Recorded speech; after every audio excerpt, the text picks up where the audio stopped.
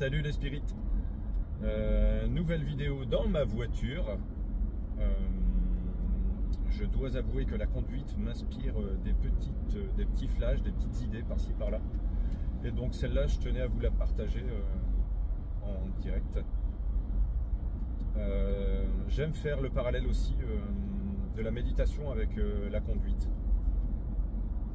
Et c'est vrai qu'avec la conduite, on peut faire plein de petits clins d'œil à la vie, par rapport à la vie, et plein de parallèles comme ça.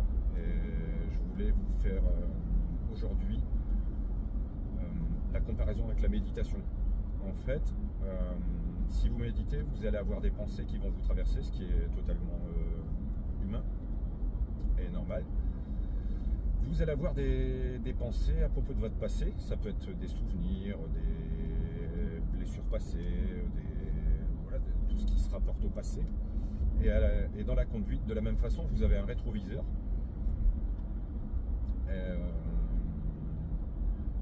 Du coup, si vous regardez votre rétroviseur quand vous conduisez tout le temps, si vous êtes fixé sur votre rétroviseur en regardant en fait ce qui est votre passé, les voitures qui sont derrière, les chemins par lesquels vous êtes passé, si vous fixez votre attention sur votre rétroviseur, eh ben ouais, vous allez vous prendre un mur, vous allez modifier votre trajectoire et du coup ça sera pas du tout fluide comme vous auriez pu l'espérer.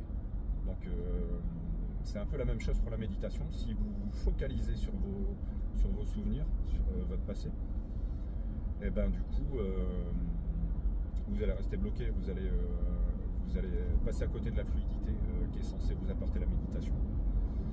Et de la même façon, dans la conduite, on a parlé du passé avec le rétroviseur, maintenant on va parler de devant, droit devant vous. Et c'est exactement pareil. Si vous fixez un point précis en fait, comme je vais le faire, par exemple là il y a un pilier de pont qui arrive, et ben si je fixe le pilier de pont sans le quitter du regard, en m'accrochant à lui, et ben voilà, vous voyez, je m'écarte de ma... Bon, je vais pas le faire, je vais pas le faire jusqu'au bout. Mais je m'écarte de ma trajectoire et du coup je perds la fluidité de la conduite. Et je m'écarte un peu du chemin qui devrait être à la base le mien. Eh ben, c'est complètement ce qui peut se passer aussi dans la méditation. Non seulement vous pouvez être parasité par vos pensées par rapport au passé, mais vous pouvez aussi être parasité de la même façon par vos projections. Donc voilà, c'était juste un petit conseil. Évitez au maximum de vous accrocher et de fixer les choses, que ce soit votre avenir ou votre passé.